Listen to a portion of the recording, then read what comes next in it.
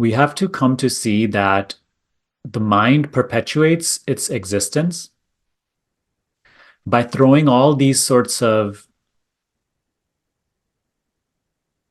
concerns, confusions, doubts.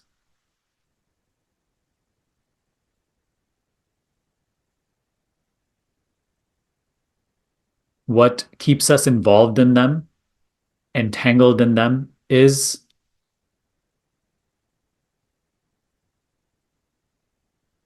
believing them to be important, believing them to be me and mine, believing them to be something which something has to be done about, something has to be done to resolve.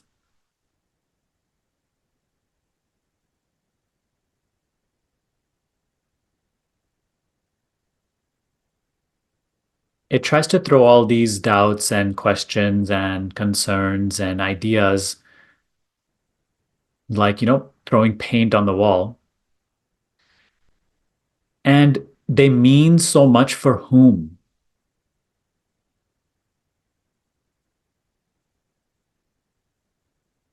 What do they stick into? Always consider, on behalf of whom are these things so important and valuable?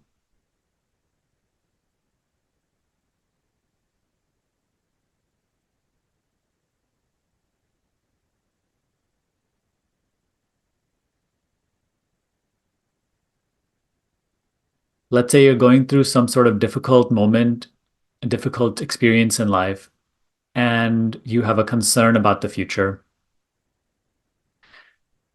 Those are the powerful moments where you can inquire, for whom is this concern so valuable? For whom does this mean so much?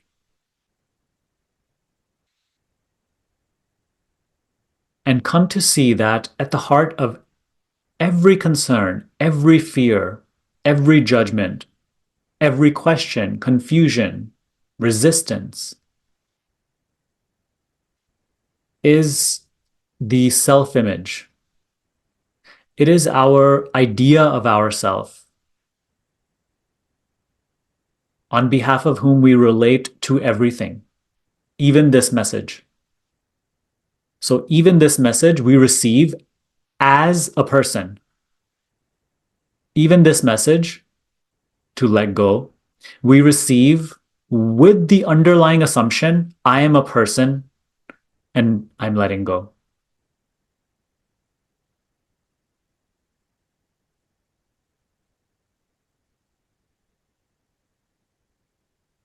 We relate to all things on behalf of this thought, I am a person, I am so and so. I have this story, I'm coming from here, going towards there. On behalf of this idea of ourself, we have all sorts of concerns because we're trying to protect this idea that we have of ourselves.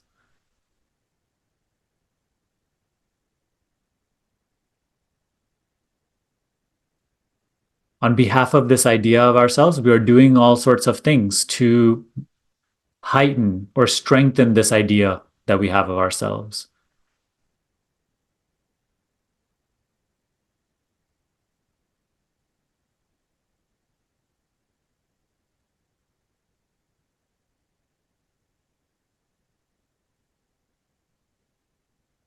We have to see that all of these things, all of these doubts, concerns, resistances, judgments that we buy into,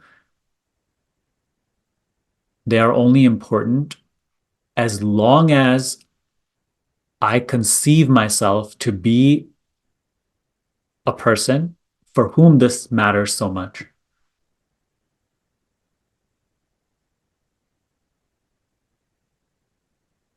Even maybe if there's any confusion for you right now or doubt, or you're thinking about this, you are thinking about this as a person that you believe yourself to be. You either get this or don't get this as a person. And automatically, right, the mind creates so many personal layers around that. Either this is cool stuff to be cherished, or this is some abstract, confusing stuff to be ignored or resisted.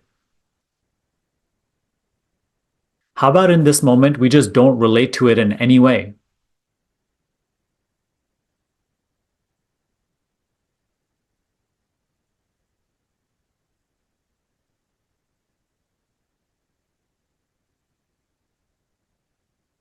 How about in this moment, even this message, you don't try to receive for the sake of any benefit or gain?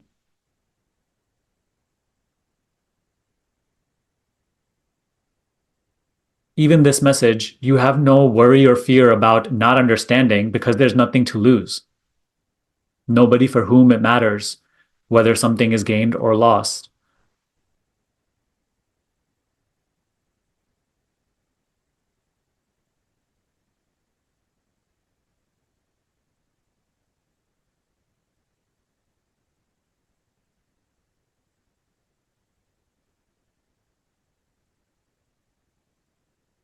When this constant relating process isn't happening,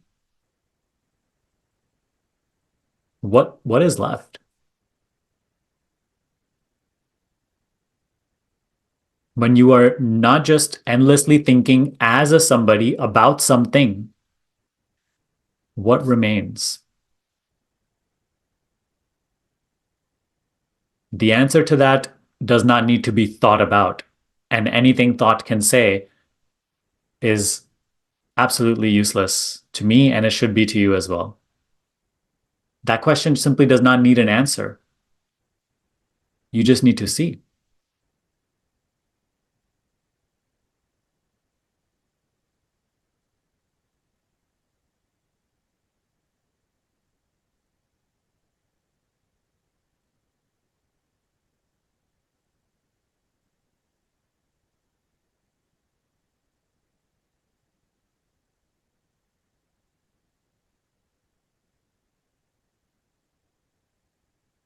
We need to grow in the awareness of that which remains when this constant relating process is not happening.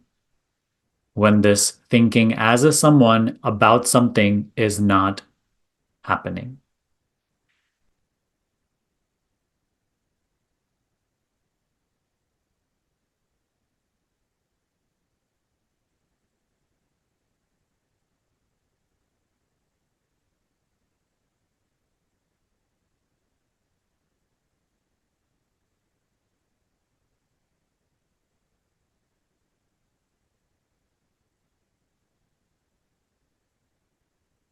This is why I said that silence is the highest teaching, that silence is the antidote to ego. It is the opposite of ego, because ego is movement, it is noise, it is an ongoing process. Silence is the absence of movement.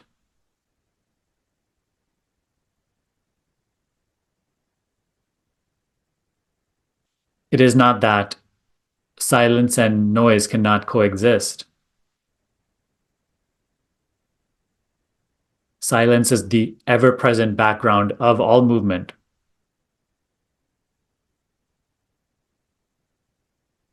The self is the ever-present background of even the ego and its apparent activities.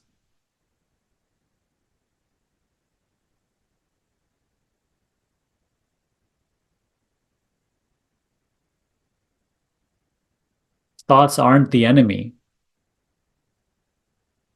but we do need to let go of thought in order to recognize that which is always its changeless background,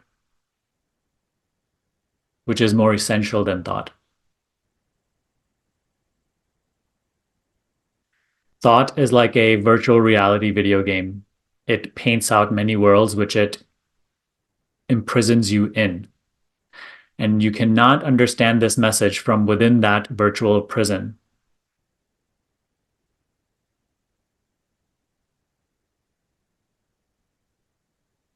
Thoughts are like playing a virtual reality video game inside of a virtual reality video game inside of a virtual reality video game. self-replicating, self-perpetuating, giving themselves a sense of realness, reality, value, identity. This cannot be understood by relating with it. This cannot be understood by trying to understand it. There needs to be a relinquishing of the desire to understand in this moment. The desire to understand brings you to this conversation, but in this conversation, you have to let go of even the desire to understand.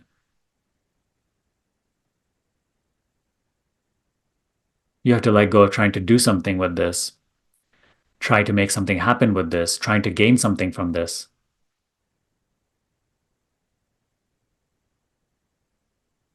Worry about how this is going to happen for you in the future or will be practiced in the future, how you will maintain it, how you will understand something so subtle. All of this has to be surrendered because it is the virtual reality video game that you will be imprisoned in. The more we entertain it, the farther we go away from it.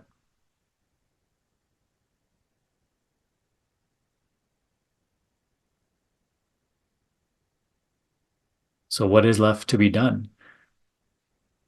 Exactly, that is the question, but it is the incorrect question because it still implies that there is something to be done in order to gain. That is just how the mind thinks. That is just the confines within which thinking revolves. Something can be done in order to achieve something. Spirituality is entirely opposite of that. Making an effort to do something and gaining something from it is the realm of ego.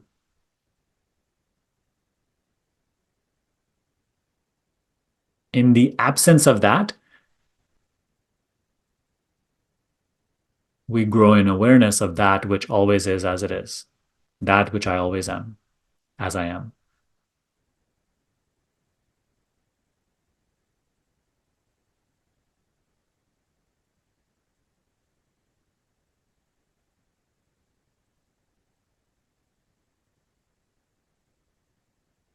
As long as you continue to believe in your mind's doubts more than you believe in this teaching, sorry, this is just not going to work out.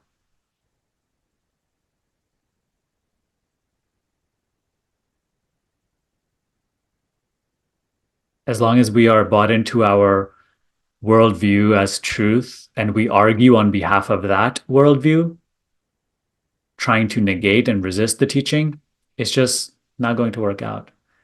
And that's also triggering and fearful to hear because we have built so many walls around us because we have been maybe hurt and misled in the past that we don't want to put our faith in something new that we do not understand.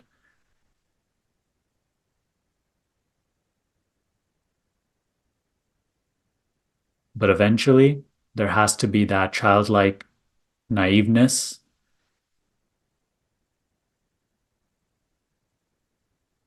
that allows us to take a leap of faith in the pointer, in the teaching.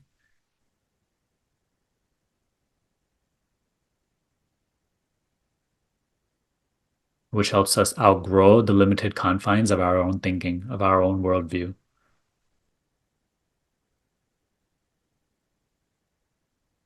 Which is why my advice always is stop trying to fit this teaching into the limited confines of your worldview.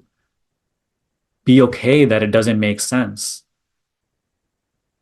You're not alone. To nobody, it makes sense, especially when we just encounter it. But it needs to be okay that it doesn't make sense. The more you struggle against it, the more you will run away from it. Because struggling and efforting is the realm of ego. And you will keep playing that game, only just going deeper and deeper into this virtual world that thought paints out, where you remain a person, conceiving of yourself as a somebody and always having something to think about or look forward to. This message is the end of that. And no, you cannot think about this. Is that frustrating? Frustrating for whom? In that way, we have to conduct our investigation. Frustrating for whom? Annoying for whom? Don't just feel so entitled in how you feel. Question it. What feels annoyed? What feels frustrated?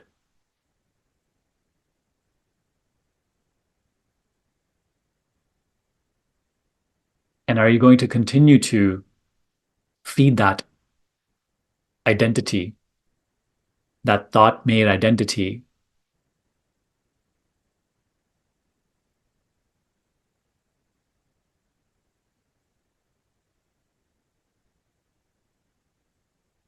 This whole, inner conflict, we can call it.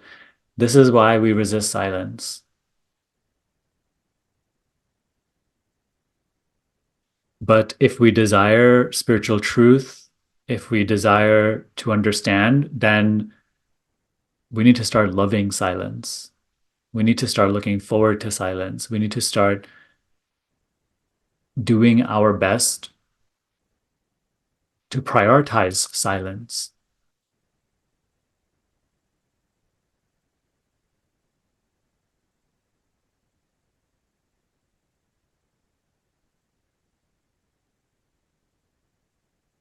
As we began today's session, we need to become okay not knowing. We need to stop trying to make some knowing happen. And instead, we need to start to stand completely empty of all knowing, even the knowing that we take to be for total granted, like the ideas, the assumptions that are almost taken as obviously true. But those are the very convictions which are the main obstacle, such as I am a person in a world, that I am somebody.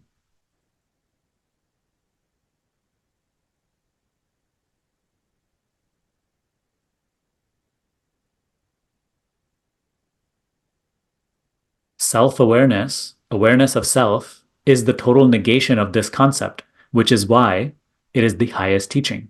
It is called the direct path. In it, the person doesn't get anything. The person itself dissolves.